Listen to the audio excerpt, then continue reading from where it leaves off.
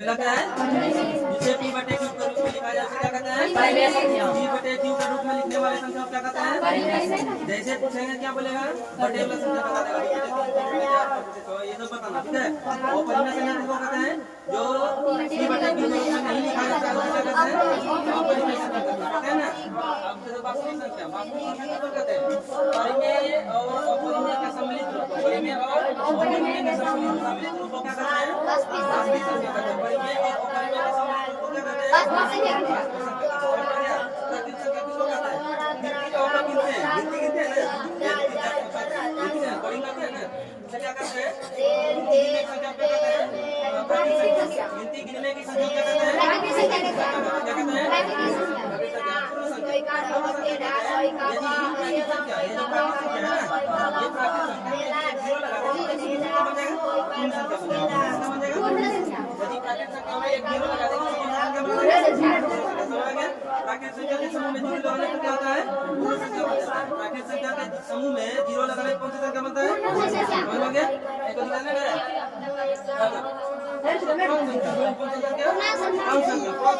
यदि प्राकृतिक संख्या के समूह में जीरो और ऋणात्मक संख्या लगा दे, जीरो और ऋणात्मक संख्या लगा दे उससे बड़ी संख्या क्या होता है पूर्णांक संख्या कहलाता है। क्या संख्या होता है जैसे कि हम लोग 1 2 3 4 है ना, इसमें हम माइनस माइनस लगा देंगे, इसमें जीरो लगा देंगे, इसमें 2 माइनस 3 माइनस 4 माइनस 2 माइनस 1 है ना। ये जो बढ़ते क्रम इधर से जाएगा उधर से बढ़ते क्रम चल जाएगा, इधर से भी बढ़ते घटते क्रम उधर से इधर घटते क्रम इधर बढ़ते क्रम इधर घटते क्रम इधर समझ गया।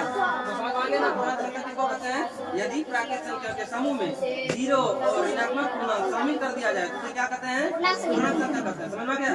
जीरो और ऋणात्मक संख्या जीरो और ऋणात्मक संख्या शामिल कर दिया जाए उसे क्या कहता है पूर्णांक संख्या क्या कहता है सम संख्या। सम संख्या किसको कहते हैं जिसमें दो से पूरा भाग है, जिसमें दो से भाग उसे क्या कहते हैं सम संख्या कहते हैं। क्या कहते हैं सम संख्या कहते हैं दो से पूरा भाग नहीं लगे, दो से पूरा भाग समझ गया उसे क्या कहते हैं दो से पूरा भाग इसमें नहीं लगेगा।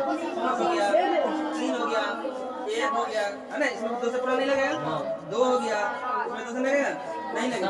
11 हो गया 13 हो गया जिसमें 2 से नहीं लगेगा उसमें क्या कहते हैं विषम संख्या। जिसमें 2 से लगेगा उसे सम संख्या। समझ गया कोई दिक्कत नहीं है।